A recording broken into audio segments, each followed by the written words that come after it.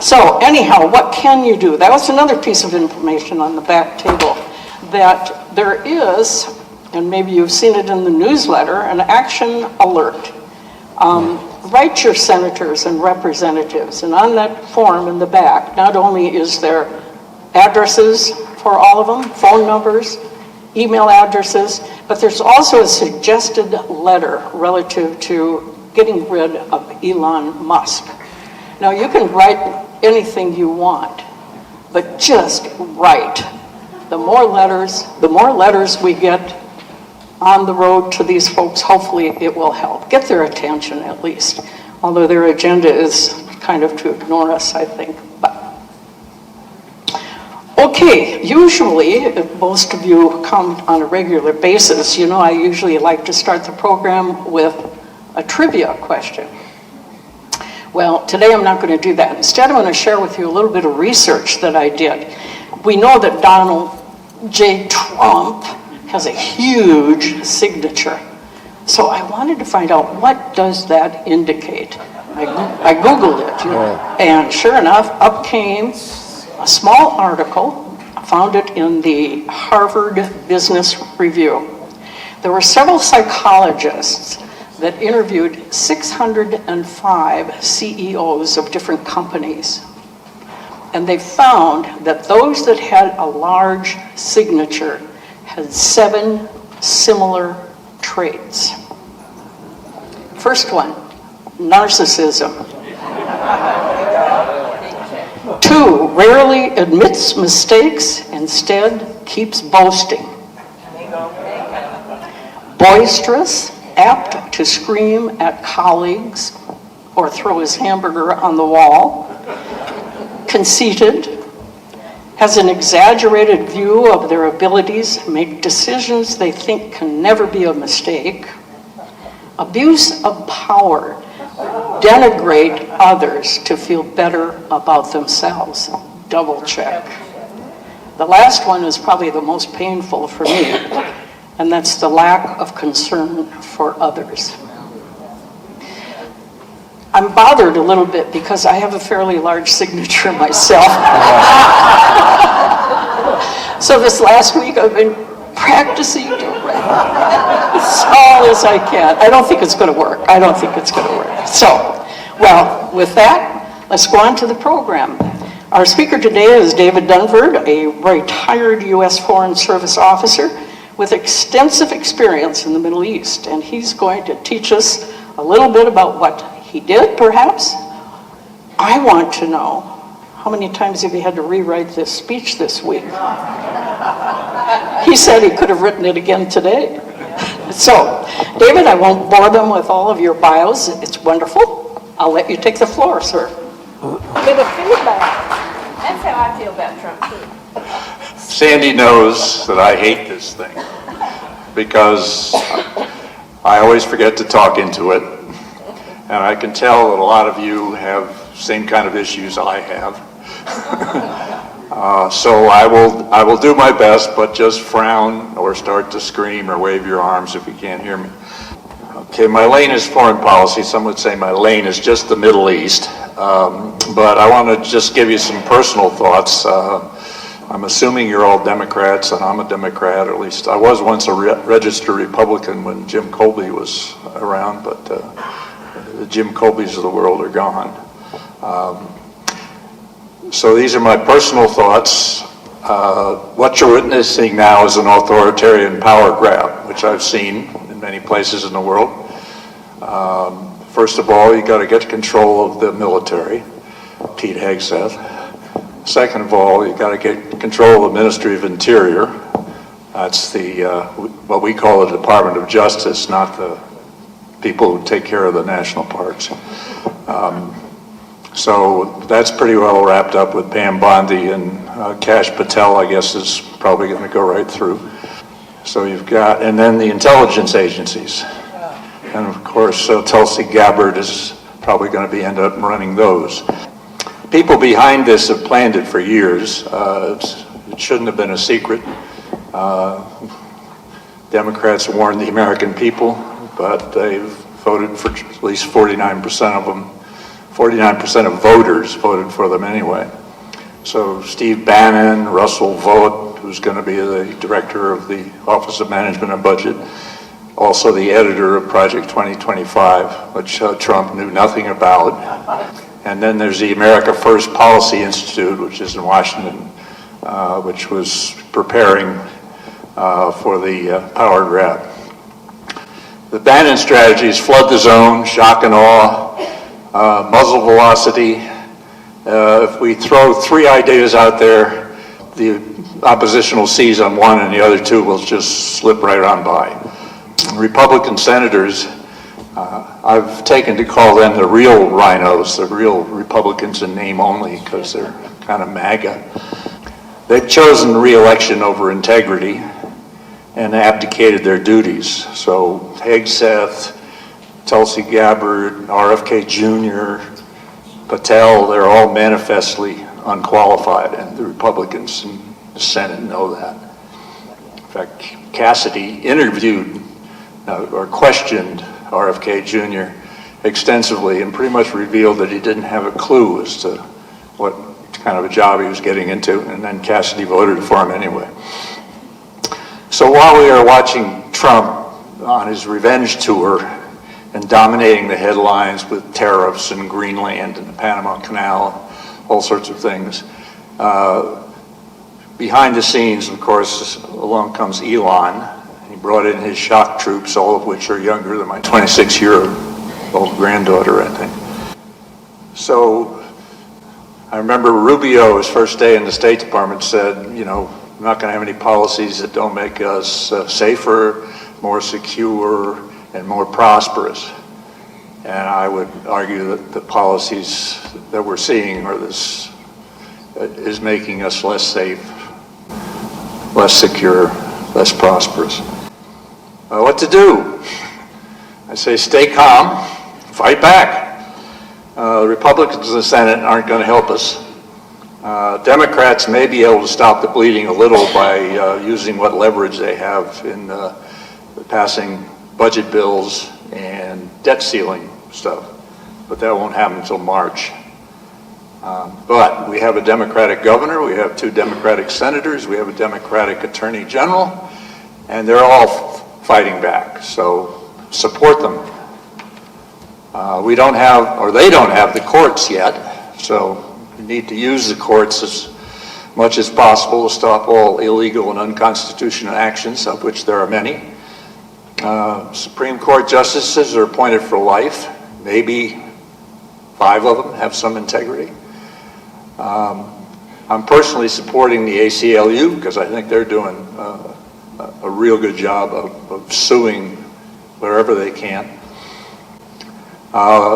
Republicans, or the Trump people, Trump-Musk people, haven't shut down the media yet, but they're trying. I guess there was a decision to not let the New York Times and some other newspapers, you know, the legacy media, continue to have offices in the Pentagon. There'll be more of that. The way to fight back, I think, is not with the Democratic talking points we've been hearing during the election season, but to identify the pain that people are feeling, and many people are going to feel pain from the policies that are going on. And they are sloppy, they'll make mistakes, so we need to tell stories about individuals, not just, there'll be no shortage of painful stories. And I think the goal is to sap Trump's popularity. Going after Musk, unelected, unconfirmed, is a great place to start. I don't think he's overwhelming the people with his charm. In the longer term, and this is really important, you've got to find candidates, create a brand, create messaging that will attract the voters that are not part of MAGA but who voted for Trump anyway. Go find them where they live. Few of them read the New York Times or the Washington Post or the Economist. And then finally, one thing you can do locally is hold one Siscomani's feet to the fire. He's in a competitive district. Show up, My granddaughter is a staffer on the Hill, and she says, please don't call. It drives them crazy, and she says it doesn't do any good. She said, what you need to do is show up. If Siscomani dares to have a town hall, show up. If he has some kind of campaign appearance, show up, talk to him face to face. That's what makes a difference. And I guess that's my my advice. It's personal. And I will proceed now to tell you about Trump's foreign policy as best as we can figure out what it is. In the next 4 years, we plan apparently to abdicate that leadership. We withdrew from the Paris Climate Conference. We withdrew from the World Health Organization. We have not withdrawn from the World Trade Organization, but we're treating it as if it didn't there. I mean, tariffs are not consistent with our obligations under the World Trade Organization. NATO, I'm sure you know Trump's relationship to NATO. He's not very crazy about Article 5, which means we'll come to the assistance of any NATO member. Greenland. Who owns Greenland? Denmark, NATO member. We're talking about, I don't know, Trump hasn't ruled out the use of force. Panama Canal, of course, we turned the Panama Canal over to Panama well over 30 years ago. We'll rename Mount Denali Mount McKinley, and we'll call the Gulf of Mexico the Gulf of America. It's pretty exciting. It's got everybody's attention. Everybody's attention. All right, Marco Rubio, who actually has said some sensible things over the course of his career, made some remarks to the State Department employees, and I put the URL for those remarks on there. So if you wish, I'll send the slides to Sandy. Anyway, he said any policy we follow has to make America safer, stronger, and prosperous. And, I think that's a good guideline for evaluating Trump and Musk's policies. Russia, Ukraine. I'm waiting for these 2 phone calls that are going to end the war there. Trump and Putin are talking about a meeting, but it isn't scheduled yet. Are they planning to ask the Ukrainians for input? Trump has floated the idea of conditioning aid to Ukraine promising access to their critical minerals, which we need to do things like make electric cars and other high-tech products that we produce. The humanitarian, the aid freeze of the United States Agency for International Development, which I'll talk about later, that affected Ukraine. Whether they've gotten around to reauthorizing humanitarian aid for Ukraine, I don't know yet. China, we haven't really seen what Trump's going to do with China, other than 10% tariffs on everything they export to us. And China has retaliated, which they're quite able to do under the rules of the World Trade Organization. Trump has promised to make America the AI capital of the world, artificial intelligence.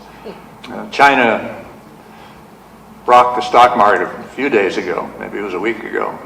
I can't follow time very well. When suddenly they had something like Chat GP much cheaper to produce. That's calmed down. Apparently they did a lot of copying of us. The tariffs we've talked about. We should pay great attention to how much China has made inroads in Latin America. Panama is an excellent example. China has more diplomatic posts abroad than we do. I don't think they yet, although when Musk is finished, they will probably have more diplomats than we have. Europe, again, we haven't really seen where Trump is going. He's talked about tariffs for Europe. Of course, NATO, most of the NATO members are European countries. Europe went all in with us, all the NATO countries anyway, on taking on Russia and Ukraine. And they're all wondering now, particularly the Ukrainians, what's going to happen next. I would consider Trump a populist, but many European countries are now being threatened, I think, by populist takeovers. It already happened in Hungary. The leader of Italy, Giorgia Meloni, is a very much right-wing populist. German populists are gaining in power. So many of them are cheering Trump. That's Orban of Hungary, incidentally, in the picture. And then we're going to have a lot of trade issues with Europe if Trump goes through his promises to slap tariffs on Europe. We've seen Marco Rubio's first trip was to Latin America. That's a good signal. Clearly, Trump sees us as the rightful dominator of the Western Hemisphere. And in Rubio's trip, he visited the Panama Canal, which of course Trump says we should take back. Yes, China has growing influence there, and it's probably the fault of both Republican and Democratic administrations. Of course, China pretty much nixed the independence of Hong Kong, and Hong Kong companies are set up on both sides of the canal. So there's something to worry about there. But at the same time, taking back the canal, I don't think is going to make us very popular in Latin America. Rubio also visited El Salvador, and they offered to take American prisoners in their comfortable country club-like jail. I hope you saw some of the reports on that. I can't imagine it legal to deport an American citizen to a prison in El Salvador. But again, that's one of the many things that the new administration is throwing out to confuse us and deflect us. Of course, Colombia refused to allow a U.S. military flight carrying deportees, and Trump slapped a 25% tariff on Colombia. Colombia pointed out that they were already receiving flights of deportees from the Biden administration, but they weren't in military aircraft, and they didn't have all the prisoners in handcuffs. And if we would fix that, they would accept the flights. Of course, Trump declared victory. Look what tariffs can do. I don't know what to say about climate change. It's kind of an existential threat, but let's take 4 years off from that, I guess, and let it happen. I didn't spend last summer here. I bet a lot of you didn't either, but it's becoming unlivable. And we left the Paris Climate Agreement. I don't think that's as big a deal as basically shutting down the kinds of things that will prepare us for global warming. Also, Trump is setting about to weaken the Inflation Reduction Act, which contained a whole bunch of expenditures for protecting us against climate change. So we're going to drill for oil and gas. I don't have a great problem with that. Obviously, oil and gas can't be just shut off immediately. But at the same time, we need to move full ahead on renewable energy. And we're going to reduce regulations, of course, to help protect us from climate change. All right, Israel, Gaza. We're going to turn Gaza into the Riviera of the Middle East. Can I use the word moronic? Yes. All right, in the real world, Israel and Gaza are in the middle of a ceasefire in which hostages are being released. At some point, that ceasefire will end, and there's supposed to be negotiations or something called phase 2. I can tell you that Benjamin Netanyahu doesn't really want the ceasefire to end. He wants to finish off Hamas in Gaza. Why? Because once fighting is over, Netanyahu has to go back to court. He's indicted for 3 separate issues about peddling influence or things like that. So Netanyahu visited Washington and, of course, was very, very cheered with the idea of the United States exporting all the Gazans to Egypt and Jordan. Having served 3 years in Egypt, actually more, and 3 years as Director of Egyptian Affairs in the State Department, I can tell you the Egyptians do not want Palestinians coming to Egypt. They already have, enough issues in the Sinai. Jordanians, most Jordanians, not most, 60% of Jordanians have Palestinian roots. The Jordanians don't need more Palestinians. Netanyahu, of course, formed a government made up solely of right-wing and religious parties. And that coalition will collapse if he ends the war against Hamas. So Netanyahu's motives are pretty clear. Israel's also, apparently with Trump's blessing, planning to take over the West Bank. So the whole idea of a 2-state solution, which has been a pretty dim prospect for quite a while, will go away completely. I do know that Trump wants to expand the Abraham Accords. You will remember that the Abraham Accords brought Israel, United Arab Emirates, Bahrain, Sudan, Morocco together with diplomatic relations. He wants to add Saudi Arabia. Saudi Arabia says no, not until there's a prospect of a 2-state solution, not until there's a path to a 2-state solution, which can't go away.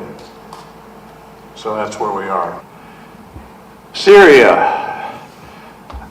Haven't seen Syria in the press for the last week or so.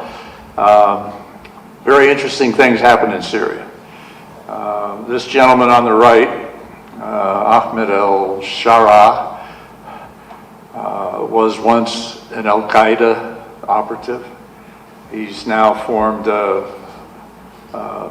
group that came out of northern Syria and pretty much took over the central part of Syria and Damascus. Assad fled, the Syrian leader fled to Moscow. And there's quite an opportunity, at least in previous days, for the United States to play a very strong role in Syria. Because this development, getting rid of Assad,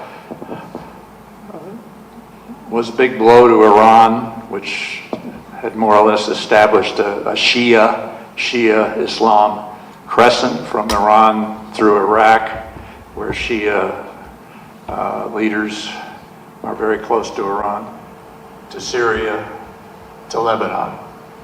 So this gives Lebanon a chance to regain their independence from the Syrians.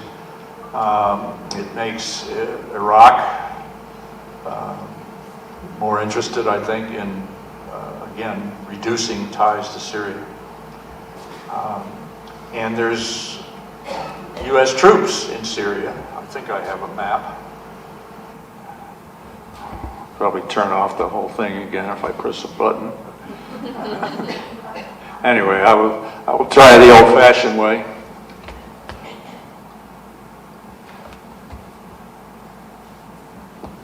The blue is where we have overall 2,000 troops.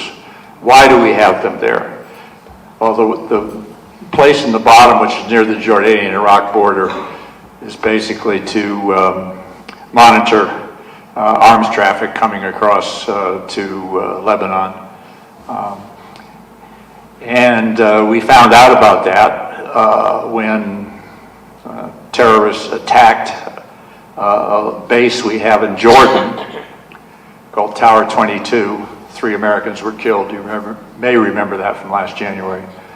But the reason we have U.S. troops up in the northeast is because there are altogether about 40,000 ISIS fighters and their families in camps. And the Syrian Democratic Forces, which are mostly made up of Kurds, are guarding that camp. This group of Kurds are also periodically fighting a Turkish-backed group of Kurds in the blue area up above the yellow there. And Turkey doesn't like the Kurds that we support. And if we're out of there, which I think Trump's first instinct is, he tried to take troops out of Syria in his first administration. And Jim Mattis resigned over that issue. But if we take our troops out, we may have 10,000 ISIS fighters suddenly available again to threaten us and the rest of the world. I think Trump's instincts, I'll go back to the slide, I think Trump's instincts are, let the Kurds handle it. We'll take care of Latin America. Let the Kurds handle that. Let Israel handle Jordan, Lebanon, places.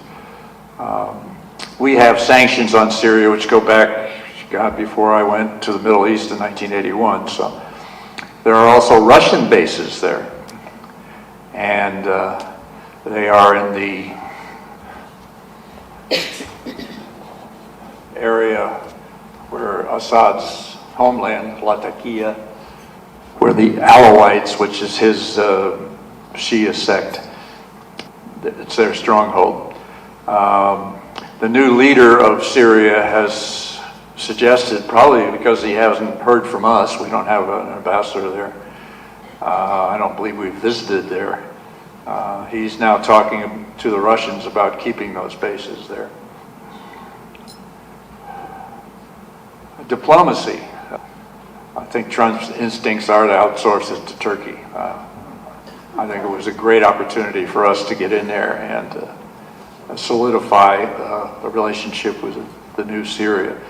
He may have an Al-Qaeda background, but he's said all the right things, and he seems willing to put together a Syria which is independent of Iran. Iran is very weakened. First of all, Hezbollah in Lebanon has been extremely weakened by Israel. And of course, Iran supported Hamas, which is pretty bad shape as well.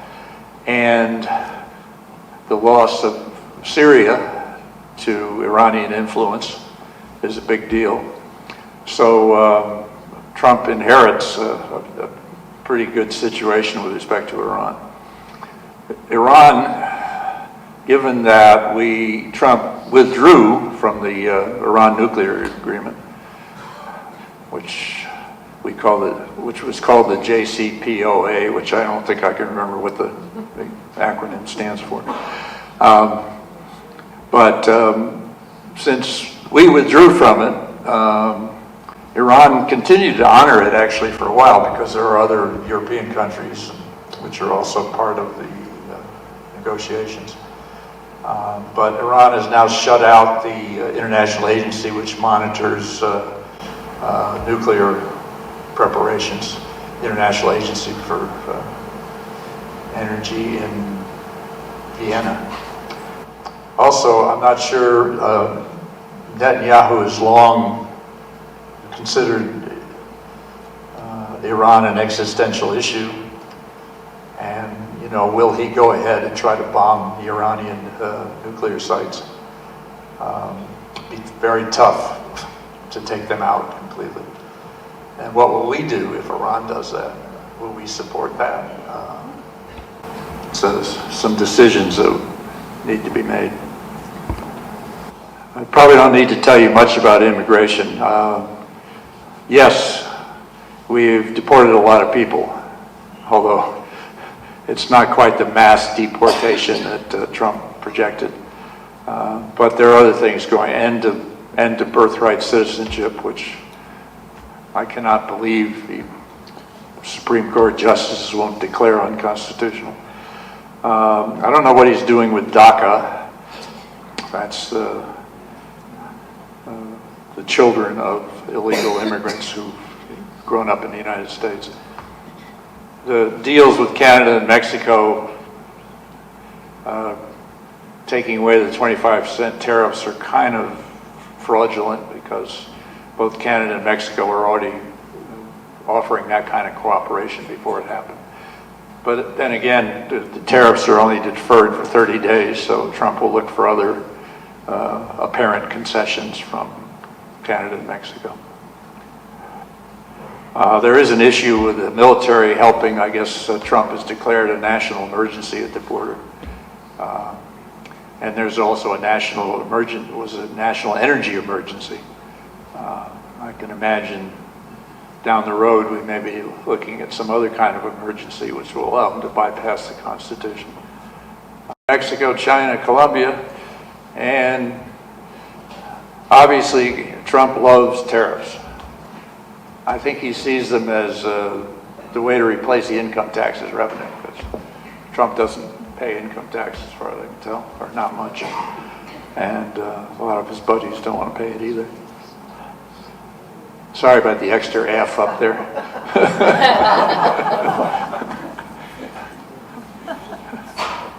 All right, this is personal to me because I have two half-sisters. They're 25 years younger. Both were career AID, Agency for International Development, Foreign Service officers.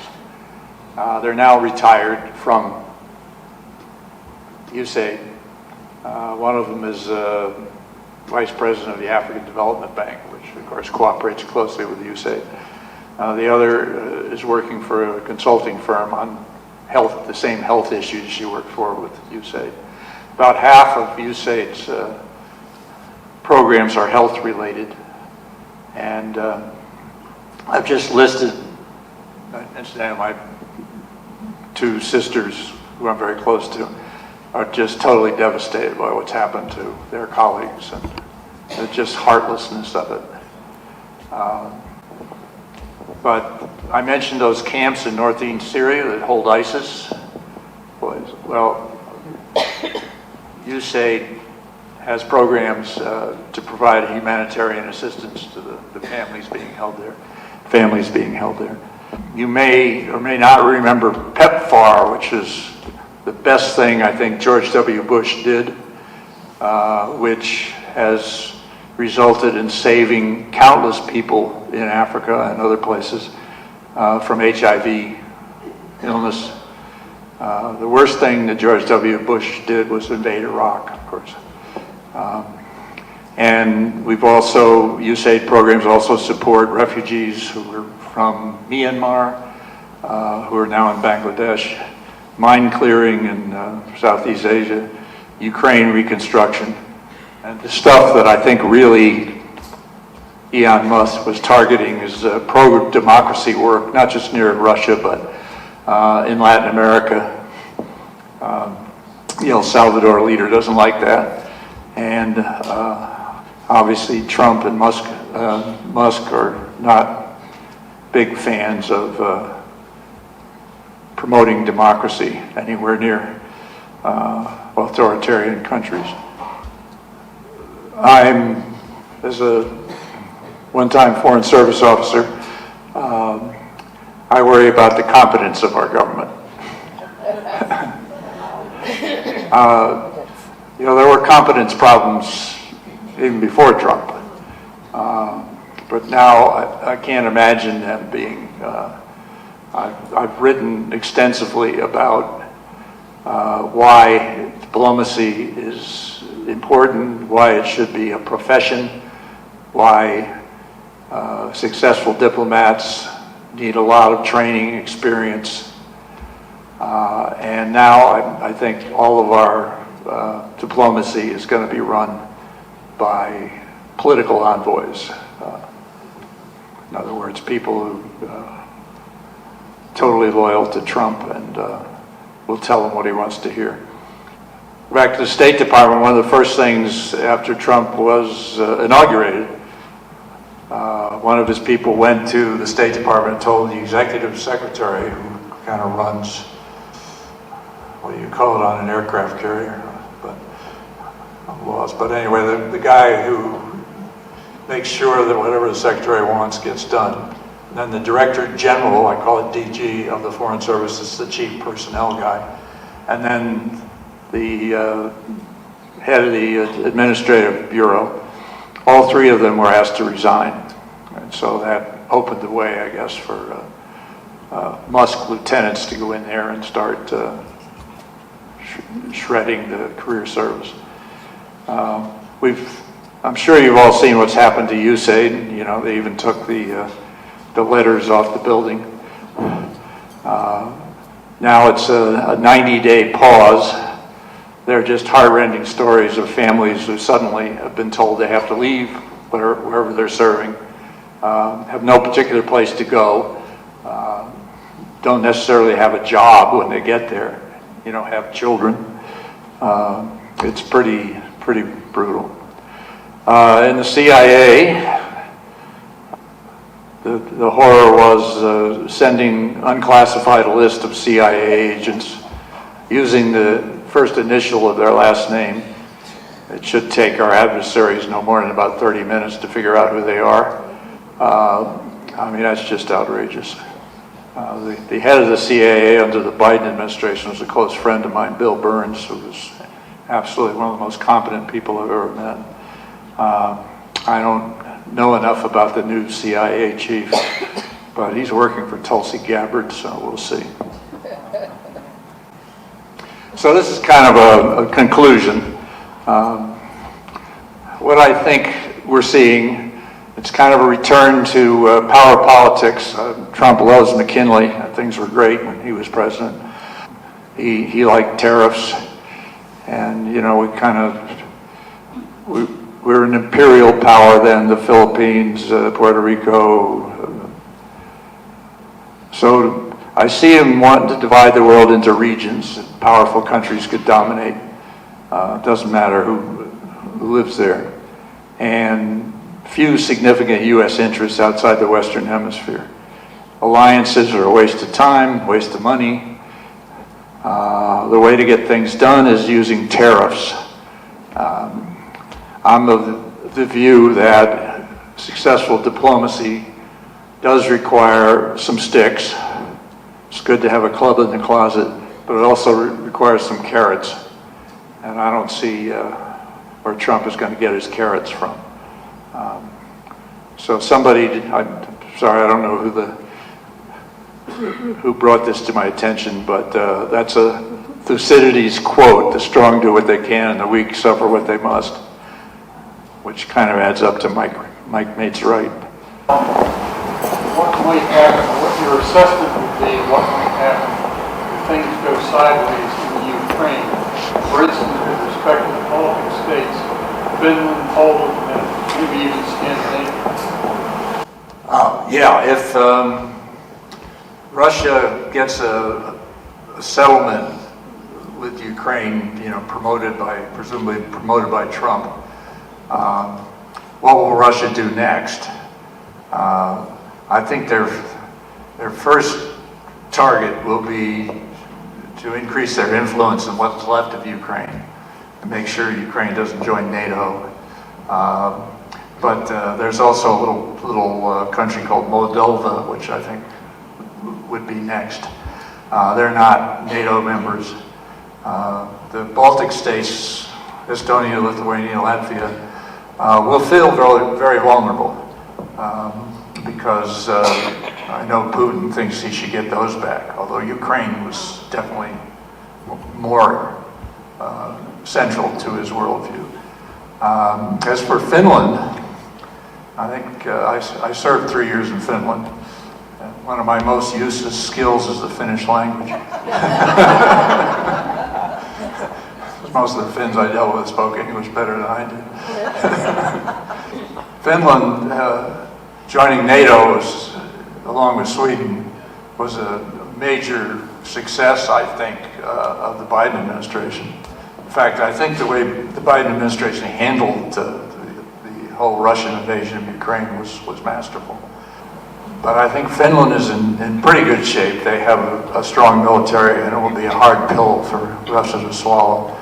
So I think in that order, that's who's endangered. I mean, this will play out over time, and I don't think there's any immediate emergency beyond Moldova. But we will see. There's new surprises every day. Yes, ma'am. This relates to Gaza. Do you think that there's a possibility of Arab countries going into Gaza to guarantee the peace temporarily? And in your opinion, who do you think will pay for the reconstruction of Gaza? Okay. Yeah, I think certainly Arab countries going in to help pacify Gaza is not a strange suggestion. I think a lot will depend, though, on a ceasefire agreement which provides some opportunity for the Palestinians someday to have a state. I don't think you'll find Arab countries going in there otherwise. Who could pay for Gaza reconstruction? I had looked to Saudi Arabia, where I spent 4 years, the United Arab Emirates, Qatar. Those countries have money. I think to make that work, we would have to be involved in some kind of a financial way. But I don't think too many Arab countries are going to help us build the Riviera of the Middle East. So it's a long way off. I think it'll be an Israeli government, other than Netanyahu's government, that will be able to attract Arabs to come in and pacify Gaza. Way in the back. Yes, sir. Yes, you said twice already that you thought that McKinley is Trump's role model. I would suggest it's Andrew Jackson. Yeah, okay. When he was fighting as executive orders, Andrew Jackson's portrait is on the wall in the White House again, and there is even a bronze, if I'm not mistaken, of Andrew Jackson, also in the office. The reason I say that, Andrew Jackson was one of the principal architects of manifest destiny, which eradicated, or tried to eradicate, Native Americans. Yes. So if you look at Canada, Greenland, Panama Canal, and Gaza, and the thought, oh, it sounds like manifest destiny 2.0. Yeah, other than Gaza, I would agree with you. And Andrew Jackson also was the master of patronage. I mean, all the people who ran his government were essentially what we can now call political appointees. So maybe Denali should be renamed Mount Jackson, I don't know. Yes, ma'am. What about Taiwan? What about?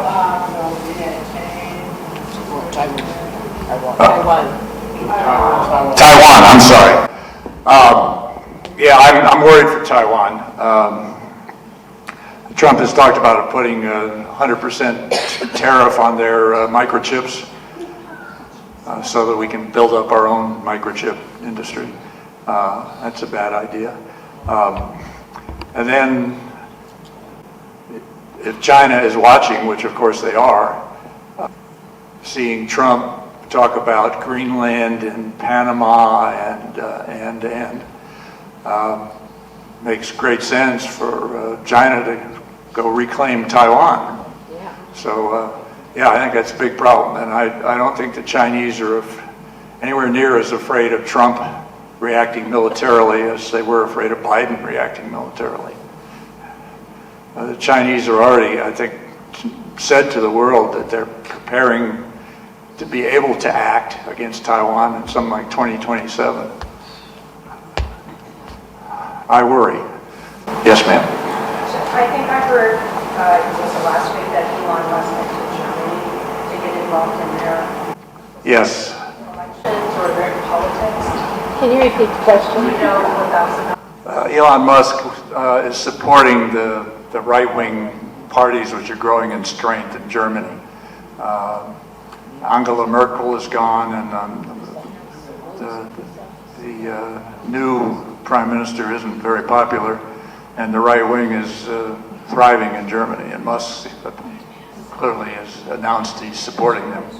Yeah, but beyond that, I don't know much. Yes, ma'am. Can you talk about the two different Kurds? They're not all together, is that correct? Two different, Kurds. Yeah. Kurds are probably the only nation in the world other than the Palestinians that don't have a state. There are Kurds in Turkey, there are Kurds in Iran, there are Kurds in Iraq, and there are Kurds in Syria. And of course, Syria had a revolt against the Assad regime in 2011 as part of what we call the Arab Spring, which turned out to be the Arab Winter. And the Kurds also joined what became a civil war. The Russians came in and helped, and the Iranians came in and helped the regime. The Kurds in Turkey have long, felt like they're discriminated against. They aren't allowed to teach the Kurdish language. And an organization called PKK, which I think means something like Workers' Party, is considered by the Turks a terrorist group. And many sympathizers of the PKK are in Syria, some of them driven out of Turkey. And they are the group that we worked with to clean up ISIS. Meanwhile, the Turks have recruited other Kurdish Syrians further to the west to battle the Syrian Democratic Party, which we support. So once we pull our troops out of there, the Turks will undoubtedly clean up the Kurds who supported us in the battle against ISIS. So that's a big issue for Trump because, of course, he ended ISIS. If you look at some of his statements, and for ISIS to come back will be kind of embarrassing. I don't know if Trump can be embarrassed, but it should be. Somebody over here. Yes, sir. Could you talk about what Trump says tariffs do and what they actually do? The question was, can I talk about what Trump says tariffs do and what they actually do? Anybody who had Economics 101 knows that tariffs are moronic. And it's not the countries that you tax, it's the American consumers that you are taxing generally. That's how tariffs are generally passed along to the consumer. Now the rationale, obviously Trump thinks it's a great bargaining chip. So that's one reason. And I think deep down inside he sees tariffs as replacing the income tax, which Republicans have long railed against. One of our big problems, and one of the reasons I think Trump is president now, is the income distribution gap in our country. Globalization did great things for us in macroeconomic terms, but the gains from globalization just haven't been passed along to enough people in the country. So tariffs he sees, or he pretends to see, as a way of building revenue for the United States.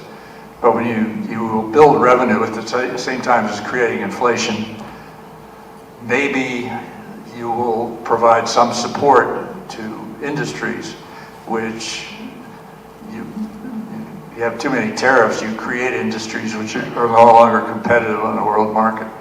So there are a lot of bad things about tariffs, but Trump loves them, and he's recruited economists who are willing to do his bidding. I hope I answered that question. Yes, ma'am. What do you see for the future of NATO? First of all, is it Trump is always talking about getting out of NATO. Can he do that? And secondly, I think about taking over Greenland. If the U.S. tries to take over Greenland, Denmark is a member of NATO. Wouldn't the United States have to go protect Greenland against the United States? According to Article 5, the other NATO countries have to do something about getting out of NATO. I think requires congressional action. It's a treaty. And a 60% vote? I hope so. I don't know the answer to that, but I believe so.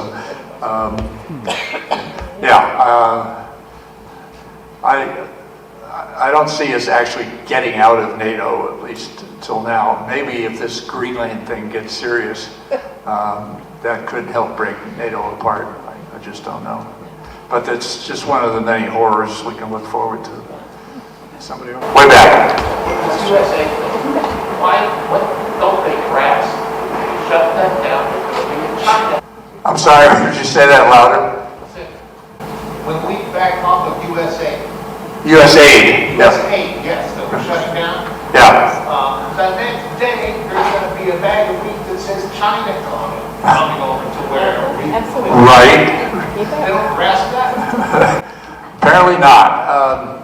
Yeah, obviously, if we back off international global leadership, American global leadership, other countries will fill the vacuum. And China is certainly the leading candidate. And in many ways, they already have, because we have our diplomatic skill has been diminishing, in my view. In fact, I wrote a book called From Sadat to Saddam, The Decline of American Influence in the Middle East. That's pretty much happened all over the world. But now we're looking at, other than a slow decline, to a free fall in American influence. And yes, other countries are going to fill that gap almost immediately, no question. Well, speaking of China, do you think Trump is afraid of China? Or how do you think he is, or not smart enough to figure it out? Is Trump afraid of China? I don't have a good answer to that. I mean, I could speculate. He seems to think he's smart enough to be able to deal with Xi Jinping, and he will win. He always wins. Maybe deep down inside at 3 o'clock in the morning, he's a little concerned about China, but I don't think he's afraid of anything. He just thinks he's the winner. Yes. Personal question for you. When I think about someone who spent his entire career in diplomacy, can you still encourage young people to consider diplomacy? Our country basically has said to the world, we don't honor our commitments, we don't honor our alliances, we don't honor our values, we just believe in ourselves and nothing else. Can you still encourage young people to go into a diplomatic career? That's an excellent question. Do I encourage young people to go into a diplomatic career? I am very torn about this. I have very strongly. I taught at the University of Arizona for about 20 years, and many of my students were interested in the Foreign Service as a career, and I tried to help them along, and many of them did very well. In fact, some of them now are staring into the mirror asking, why did I do this? Certainly, for the next 4 years, it's going to be dismal for Foreign Service officers, particularly the ones who've made their way, to senior positions.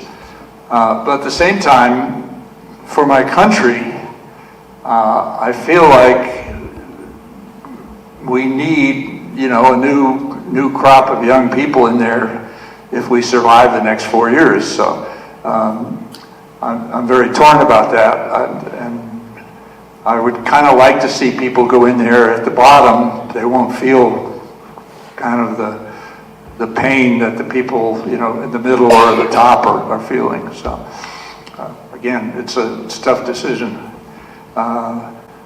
Happily, I'm far enough away from the Foreign Service, so I don't have a lot of young people coming to my door to ask that question.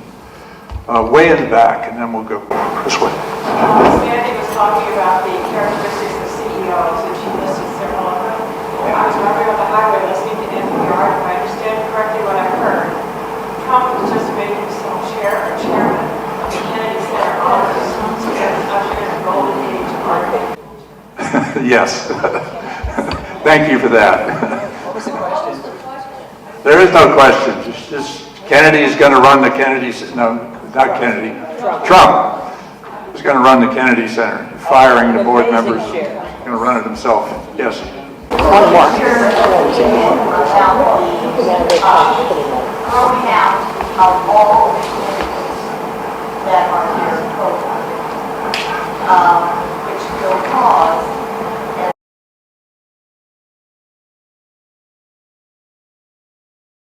border state here already received in the paper people saying, you know, people that are helping our businesses, etc.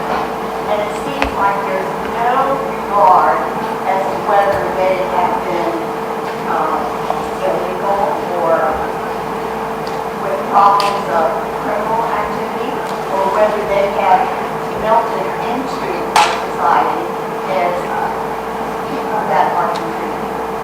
Okay, what do I think about the immigration issue? We need a comprehensive immigration reform, and it should not happen this way, which is heartless. And if Trump succeeded in mass deportation, it would be very inflationary.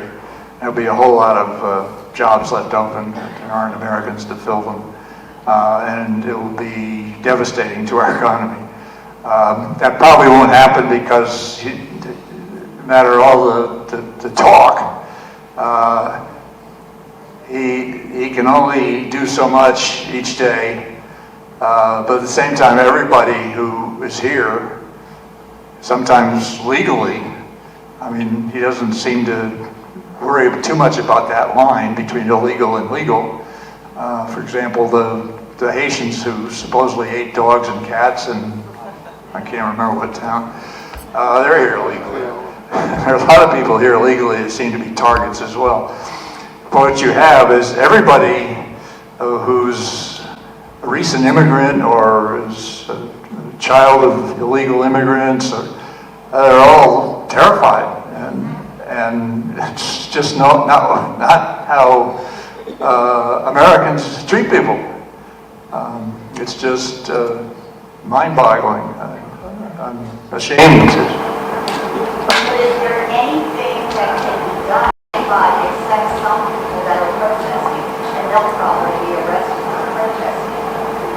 Yeah, there's one reason there hasn't been enough backlash is because there's so much else going on. Yeah, that's all part of the shock and awe strategy. If all Trump did was implement his mass deportation scheme, there'd be a hell of a lot more backlash. But I think there's a lot going on that you may not hear about because there's only so much room in each newspaper or each evening news. And, there's a lot of people out there, immigrant attorneys, who are trying to fight back. You had a deadline? Fast approach. All right, 5 minutes. Any more questions? I think somebody got left out on that. Yes. Do you think that Trump has enough power in our country right now that he won't last the next 4 years? Well, there's his health issue. I'm almost 82, and I don't think I'm going to last 4 years. At least not talking to people like you. I think there are some signs of he's not doing as well mentally as he was 4 years or 8 years ago. But that's one thing.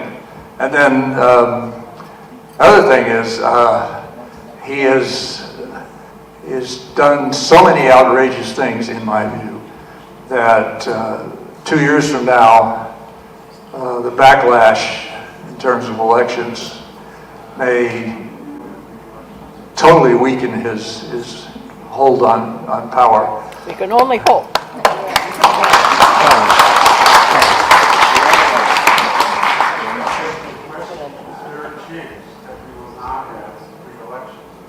Sure. Sure, I think that would be a plan, and it's up to us to make sure that doesn't happen, to make sure elections do happen. One more question. Okay, you're going to choose somebody? Yeah, have you got a question? Sure, over here.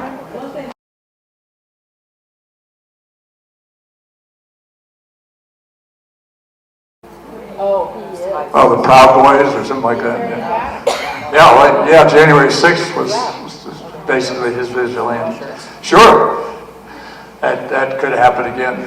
Back to, we don't know everything that's going on, that's for sure. While we're chewing on Greenland and Panama and firing all the people in the Justice Department who had anything to do with indicting January 6th participants, Elon Musk is slowly working his way through the government. He has a plan which involves essentially replacing many of the government employees with AI, really. Yeah, he's going to be machines running the government. I suppose there'll be a few people around to make sure the machines are plugged in, but it's a pretty draconian strategy. How long do you think the Trump-Musk romance is going to last? That's kind of up to us, the American people. I don't think Musk is brimming with popularity, and I think that will be Trump's weakness. Thank you. It's been fun. All right, fight. Yes, thank you very much. One last thought before you all leave. It was very educational, not terribly heartening, a little disheartening, but I'm reminded of the German poet who said, first they came after the socialists. I wasn't a socialist, so I didn't speak up for them. Then they came after the Jews. I wasn't Jewish, so I didn't speak up for them. Then they came after the labor unions. I wasn't a tradesman. I didn't speak up for them. And then they came after me, and there was no one left to speak up. We must speak up!